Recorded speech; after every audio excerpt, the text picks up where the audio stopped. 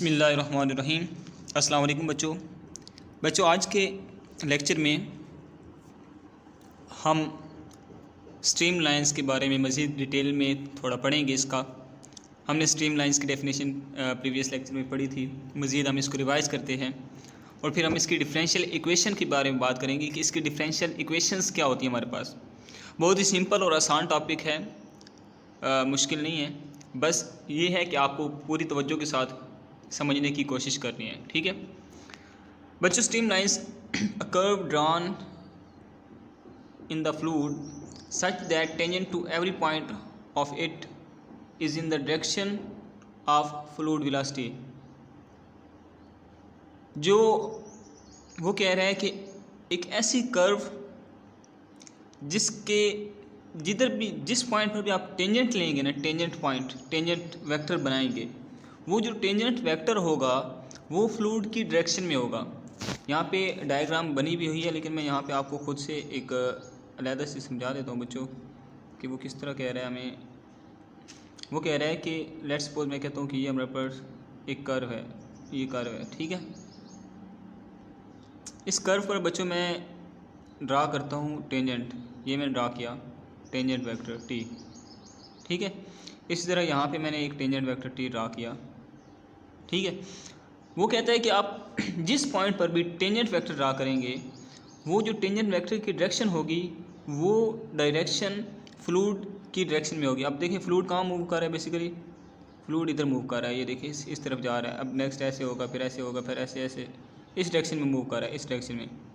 और टेंजेंट किस डायरेक्शन में है बच्चों? टेंजेंट भी हमारे पास इसी डायरेक्शन में है, फ्लूइड की डायरेक्शन में है। अब फ्लूइड की डायरेक्शन और टेंजेंट की डायरेक्शन क्या है?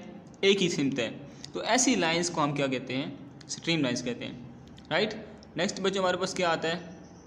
नेक्स्ट हमारे पास आ जाता है स्टेडी फ्लो। स्टेडी फ्लो भी हम पढ़ चुके हैं। The flow does not change with time. वो फ्लो जो टाइम के साथ चेंज नहीं होता उसको हम स्टेडी फ्लो कहते हैं। स्टेडी फ्लो में क्या होता है? स्ट्रीम लाइंस का पैटर्न जो है हर पॉइंट पर सेम रहता है, राइट। और अनस्टेडी फ्लो क्या होता है? वो फ्लो जिसमें पैटर्न चेंज होता है टाइम के साथ, यानी कि इसमें जो फ्लो होता है वो डिपेंडेंट ऑन टाइम होता है। उसका डेंसिटी, उसका टेम्परेचर, उसका वॉल्यूम जो होता है वो टाइम पर डिपेंड कर होता है, टाइम के साथ चेंज होता है। ये हमारे पास होता है अनस्टेडी फ्लो। अब हम चलते हैं अपने बेसिक और आज का जो हमारा टॉपिक है उसकी तरफ की differential equations of stream line, differential equation of stream lines, ठीक है। ये हमारा टॉपिक है बच्चों। डिफरेंशियल इक्वेशंस बनाना कोई मुश्किल नहीं है, लेकिन उसके लिए हमें पहले कुछ बेसिक चीज़ों को समझने की ज़रूरत पड़ेगी। इसके बेसिक जो होते हैं हमारे पास कुछ चीज़ें हमें वो देखनी पड़ेगी कि वो क्या होती हैं, राइट। अब देखिए, since the tangent drawn at every point in the fluid motion is in the direction of its velocity. वो कह रहा है कि जैसे कि हम जानते हैं कि स्ट्रीम लाइन में क्या होता है कि जो भी टेंजेंट होता है, टेंजेंट पॉइंट होता है, वो वेलोसिटी ऑफ फ्लूइड की डायरेक्शन में होता है, ठीक है। ये रेड लाइन वेलोसिटी को शो कर रही है और ये जो ब्लू लाइन है ये टेंजेंट और वेलोसिटी की डायरेक्शन आपस में सेम है। ये हमने बात पढ़ ली है स्ट्रीम लाइन की डेफिनेशन में, ठीक है। अब डायग्राम कुछ इस तरह से अगर मैं बनाऊं कि लेट्स सपोज यहाँ पे मैं कहता हूँ कि मेरे पास एक XYZ प्लेन है, ठीक है। इस प्लेन में मैं कहता हूँ मेरे पास एक ये कर्व है, ठीक है। इस कर्व पर मैं कहता हूँ कि मेरे पास ये एक टेंजेंट वेक्टर है, ये इधर पॉइंट पे टच करेगा, सॉरी, ये टेंजेंट वेक्टर है, ठीक है। ये हमारे पास Z, X एंड Y, ठीक है। इस पर ये टेंजेंट वेक्टर है। इस टेंजेंट वेक्टर की अब जो हमने डायरेक्शन देखनी है, इस टेंजेंट वेक्टर की डायरेक्शन, ये हमारे पास बेसिकली पोजीशन वेक्टर होता है बच्चों। ये जो हमारे पास है इसको हम R कहते हैं। यहाँ पे एक कोई ना कोई पॉइंट होता है हमारे पास P, और P पॉइंट जो होता है बच्चों, मैं P पॉइंट की इधर वैल्यू लिख देता हूँ। P पॉइंट हमारे पास होता है X, Y एंड Z। क्यों? क्योंकि हमारे पास कोऑर्डिनेट्स X, Y और Z हैं, राइट।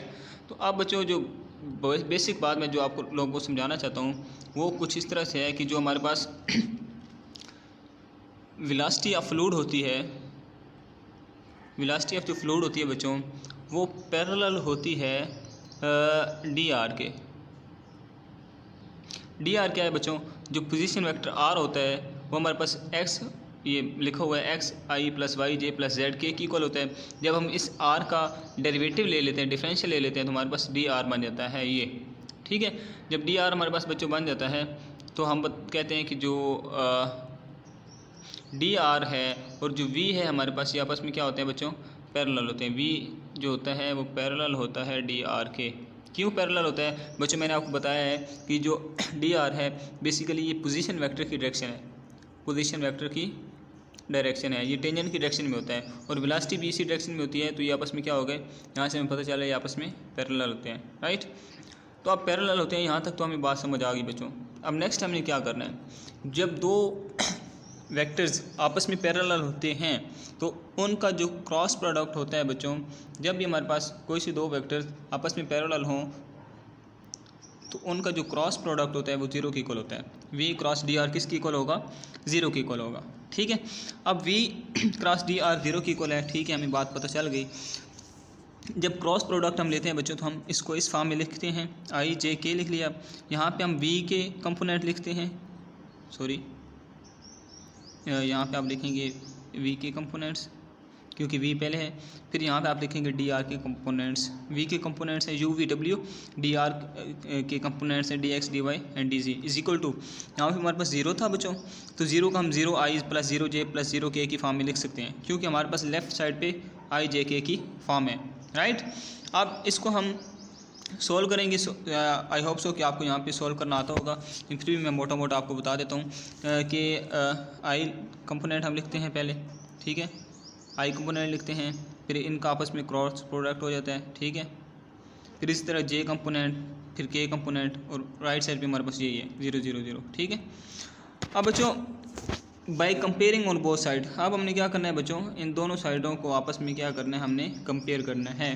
यहाँ पे आई कंपोनेंट, यहाँ पे जो हमारे पास आई कंपोनेंट है इसके साथ जे कंपोनेंट के साथ और के कंपोनेंट इस के कंपोनेंट के साथ कंपेयर होगा। तो हम क्या करेंगे, हम लिखेंगे वी डी जेड कंपेयर में करके यहाँ पे बता देता हूँ आपको। हम लिखेंगे बच्चों वी डी जेड माइनस डब्ल्यू डी वाई, ठीक है, इज़ इक्वल टू 0। देखिए इसका आई कंपोनेंट, इसका आई कंपोनेंट इसके आई कंपोनेंट के साथ कंपेयर हो गया, ठीक है। यहाँ से हमने वी डी जी माइनस डब्ल्यू डी वाई लिख लिया और इज इक्वल टू 0 लिख लिया। अब यहाँ से क्या होगा, ये जो डब्ल्यू डी वाई है बच्चों ये राइट साइड पर आके प्लस हो जाएगा, ठीक है। मीन मैं यहाँ पे ऐसे कर देता हूँ कि मैं इस 0 को मिटा देता हूँ, इस इक्वल को मिटा देता हूँ और यहाँ पे मैं इक्वल का निशान लगा देता हूँ, ठीक है। ये इक्वल डब्ल्यू डी वाई उधर जाके प्लस हो गया, ठीक। अब हम क्या करेंगे बच्चों, क्योंकि हमने फॉर्मेशन बनानी है तो हम क्या करते हैं बच्चों, हम क्या करते हैं, ये जो W है इसको उठा के इधर ले आते हैं DG के नीचे और V को उठा के DW के नीचे ले आते हैं, ठीक है। तो हमारे पास बन जाएगा बच्चों, ऐसे करते हैं कि मैं यहाँ से W को मिटा देता हूँ, W यहाँ पे आ जाएगा बच्चों, DZ के नीचे आ जाएगा W और यहाँ से मैं V को हटा देता हूँ तो V किसके नीचे आ जाएगा, VD इसके नीचे आ जाएगा। इस तरह जब आप नेक्स्ट 2 इक्वेशंस को सोल्व करेंगे तो वहाँ से हमारे पास जो सोल्यूशन आएगा वो कुछ इस तरह से आएगा कि आपके पास dx by d u is equal हो जाएगा dy by d v and dz by d डब्ल्यू। तो ये हमारे पास क्या है बच्चों, ये हमारे पास रिक्वायर्ड डिफरेंशियल इक्वेशंस हैं किसकी, स्ट्रीम लाइंस के। ये हमारे पास स्ट्रीम लाइंस की डिफरेंशियल इक्वेशन है रिक्वायर्ड, राइट। तो इसका बच्चों इसको हम मज़ीद इसकी क्वेश्चंस एग्जांपल वगैरह भी करेंगे, लेकिन आज मैं वीडियो को ज़्यादा लंबा नहीं करना चाहता। मैं चाहता हूँ कि यहाँ पर भी हम इसको वाइंड अप करें। होप सो आपको यहाँ पे समझ आ गई होगी बच्चों। जो इसमें मेन पॉइंट था वो यही था कि V क्रॉस डी आर 0 होता है और V क्रॉस डी आर कैसे 0 होता है। ये dx जो नीचे लिखा हुआ है ये बाई मिस्टेक है, इसको आपने ऐड नहीं करना। ये जो है dx है, यहाँ पे जस्ट हमारे पास V क्रॉस डी आर 0 है। V क्रॉस डी आर 0 होता है। V क्रॉस डी आर 0 क्यों होता है, क्योंकि V और डी आर आपस में क्या होते हैं, पैरेलल होते हैं, राइट। ओके बच्चों, मिलते हैं नेक्स्ट वीडियो में। आज तक के लिए इतना ही काफ़ी है। अल्लाह हाफिज़।